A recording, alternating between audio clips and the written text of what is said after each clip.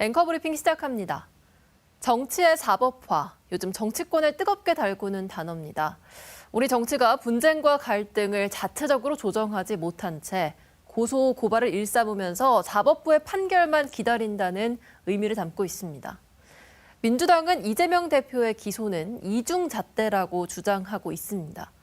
검찰은 윤석열 대통령이 대선 후보 시절 선거법 위반으로 고발된 6건의 사건을 두고 무혐의 또는 각하 처분했기 때문입니다.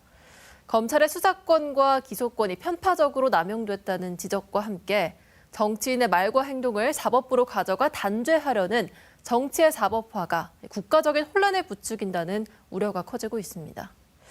한편 당정은 반사 이익을 노리는 모습입니다. 더불어민주당 이재명 대표의 사법 리스크가 현실로 다가왔기 때문인데요.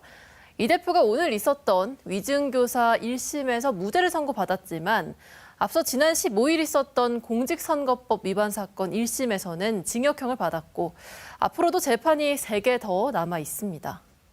그러나 윤 대통령을 둘러싼 논란 역시 끊이질 않고 있습니다. 김건희 여사 특검법, 정치 브로커 명태균 씨의 국정 개입 의혹, 또 윤 대통령 부부의 공천 개입 의혹까지 난제들이 쌓여 있지만 당정이 쇄신은 등한시에 윤석열 대통령 직무수행에 대한 긍정평가는 아직도 20%대입니다. 다만 당정이 이재명 대표 선고에 따른 반사 이익에 집중하면서 윤 대통령 긍정평가가 조금씩 오르는 모양새입니다. 오늘 발표한 여론조사 결과를 보면 윤 대통령 국정수행에 대한 긍정평가가 2주 연속 상승해 20% 중반을 회복했고 부정평가는 2주 연속 하락해 70%를 기록했습니다. 국민의힘은 이재명 대표의 사법 리스크라는 외부 호재를 당정 지지도 반등과 국면 전환 계기로 삼으려 하고 있습니다. 그러나 윤석열 대통령이 김건희 여사 문제 해법과 구체적인 쇄신책을 실행하지 않는다면 국면 전환은 어려울 것이라는 지적이 나옵니다. 지금 우리 현실은 정치가 해야 할 고유한 기능을 사법에게 맡기고 판단을 의뢰하는 경향이 매우 짙어졌어요.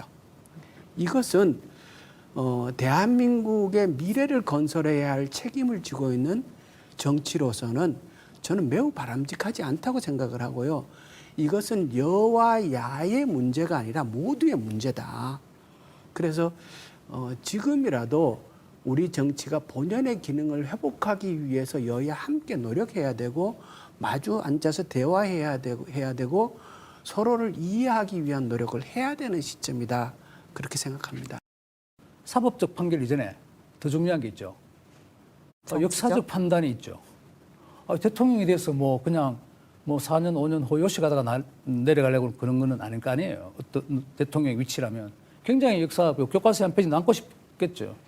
그렇게 되느냐 아니면은 굉장히 무능한 대통령이고 온갖 잡음을 일으키다가 내려간 대통령이냐의 역사적 판단, 사법적 판단. 이재명 대표 제가 보기에는 감옥까지는 안 갈 것 같아요. 어떤 그 유죄, 죄인으로는 이렇게 남을 가능성이 있다는 것이지. 그러나 대통령은 이게 지금 역사적 판단이 있는 건데 이 부분은 더 중차대한 문제죠.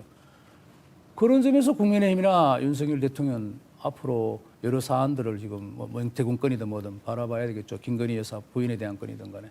그렇게 말씀드리고 싶습니다. 네.